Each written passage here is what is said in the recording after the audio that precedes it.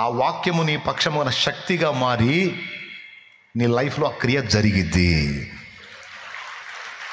ఇప్పుడన్నా అర్థమైందా? ఇప్పుడు ఖచ్చితంగా అర్థమైంది అనుకుంటున్నాను నేను. ఇంకా అర్థం కాలేదంటే చెప్పండి, మళ్ళీ ఇంకొక ఎగ్జాంపుల్ చెబుతా, ఇబ్బంది ఏం లేదు. అర్థమైందా?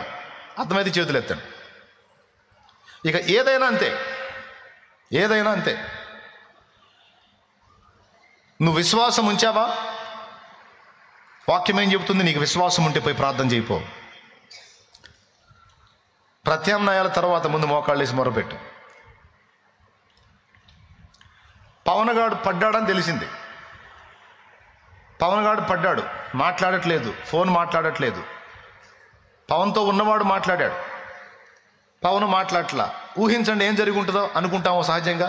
వాడికి ఏదో అయ్యింది, మొత్తం డేంజర్ కండిషన్లో ఉన్నట్టున్నాడు, అసలు ఉన్నాడో లేడో కూడా తెలియదు అనే టెన్షన్ వచ్చిద్దా రాదా? ఒక తండ్రిగా నాకు వచ్చిద్దా రాదా? వాడు పడ్డా స్పాట్ దగ్గరికి వెళ్దాం అని కారు ఎక్కమంటే కారు ఎక్కి మళ్ళీ దిగా, నా వల్ల కాదరా, నేను వాడినే స్థితిలో చూడాల్సి వచ్చిద్దో, మీరు వెళ్ళండి రా అన్న. అశోక్ నా చేయి ఎక్కించి మీరు గుండ్రా అని పంపించా. నేనేం చేశానో తెలుసా? వెళ్ళి వేప చెట్టు కింద అరుగుంది కదా రాజాపేట మీటింగ్ గ్రౌండ్లో, అరుగు మీద మోకాళ్ళు వేసి, దయచేసి కనికరించు ప్రభువా, నాకు పుత్రశోకము కలగకుండా ఉన్నట్లు దయచేసి వాని బ్రతికించు, వాని గురించి క్షేమ సమాచారం వినబడేటట్టు చేయి, వానికి ఏం ప్రమాదం జరగొద్దు ప్రభా, వాని బ్రతికించు ప్రభా, వాని కాపాడు ప్రభా, ఛాన్సీ ప్రభా అని దేవునికి ప్రార్థన చేయటం మొదలుపెట్టి. మరి ఇంకా నేనేం చేయగలను? వాడు పడ్డ స్పాట్ దగ్గరికి వెళ్ళి చూసి ఎలాంటి స్థితిలో చూడాల్సి వచ్చిందో చూసి, వానికి ఏమన్నా అయితే నేను తిరిగి బాగు చేయగలనా? వానికి ఏదన్నా ప్రాణ ప్రమాదం కలిగితే నేను బ్రతికించగలనా? ఇవన్నీ చేసేవాడు నా తండ్రి కదా, నా ప్రభు కదా, ఆయన నాకు తోడై ఉన్నాడు కదా. శత్రువు నలువైపులా నా మీద అటాక్ చేసి నన్ను కృంగదీయడానికి చూస్తున్నాడు. ఇప్పుడు నా బిడ్డ మీద కూడా వచ్చాడు ప్రభు. వాడు నా తండ్రి గదు, కనికరించు మయ్య గదు, నా పక్షమున కార్యం చేయ, నేను కృంగిపోతాను దేవా, మళ్ళీ ఇది దిగులైద్ది దేవా, నాకు వేదన అయింది దేవా, అయ్యా ప్లీజ్ అయ్యా అని మోకాళ్ళుని ప్రార్థన చేస్తున్నా. ఇప్పుడు ఆల్రెడీ వాళ్ళు పడున్నారు, అక్కడేదో జరిగింది, అది మారిద్దా? మరి నా ప్రార్థనకు అర్థం లేదు కదా. ఒక్కసారి మీరు ఆలోచించండి, లాజిక్ ఉందా? ఇప్పుడు జరగబోతుందని తెలిస్తే మోకాళ్ళు వేసి ప్రార్థన చేస్తే జరగకుండా తప్పిస్తాడు. అయిపోయాయి, ఫోన్ వచ్చే.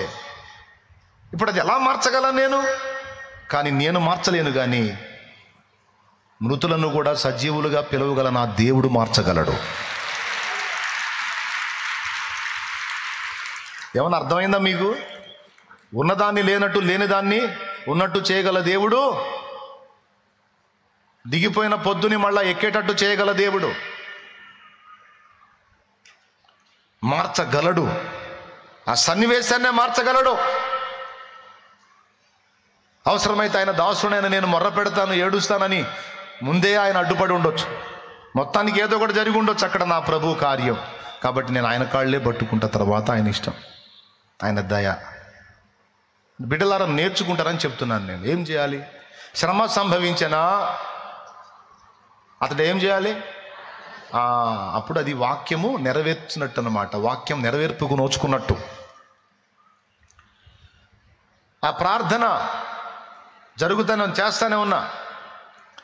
అయ్యా ప్లీజ్ అయ్యా అని అంటానే ఉన్నా. చిన్నగా వాడిని తీసుకొని వచ్చారు. వాడు నడుస్తా వెళ్తా ఉన్నాడు.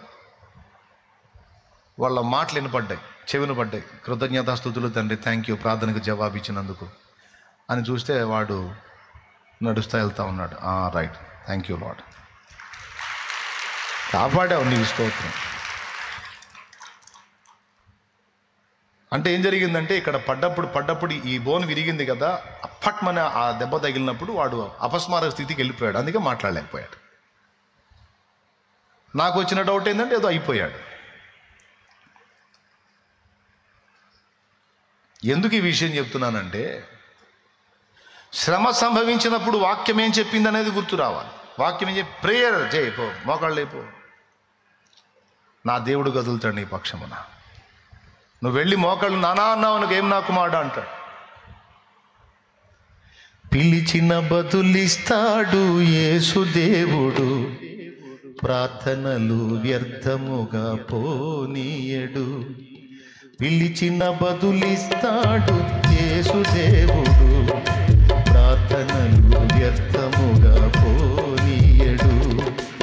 ఆలస్యమైన ఆయన చిత్తమే, ఆలస్యమైన ఆయన చిత్తమే, ఏది జరిగినా మేలు కోసమే, ఏది జరిగినా మేలు కోసమే.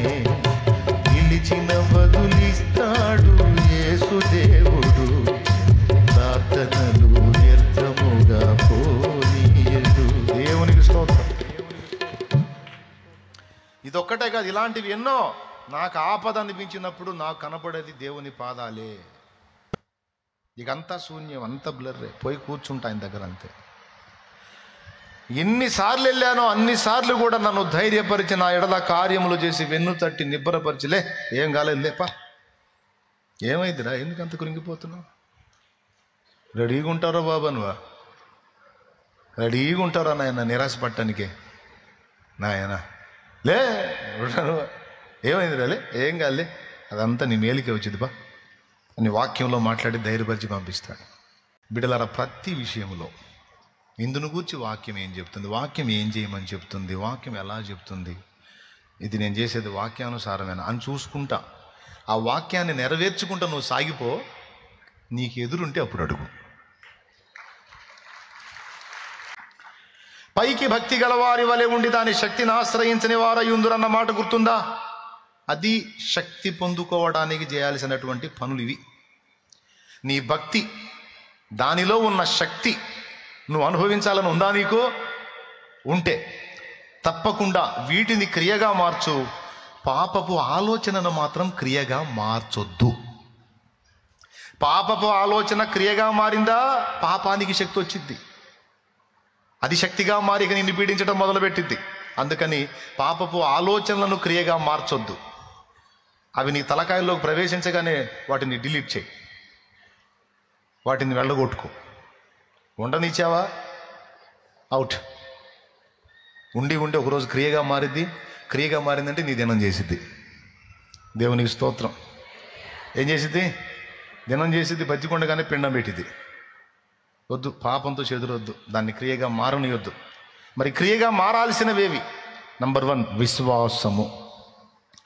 విశ్వాసం నాలో ఉందని ఒట్టి మాటలు చెప్పడం కాదు. విశ్వాసం నీకుంటే ఎవని యందు విశ్వాసం ఉంచావో ఆయన ఏం చెప్తున్నాడో, ఏ వాక్యం చెప్పాడో దాన్ని నెరవేర్చాలి నువ్వు.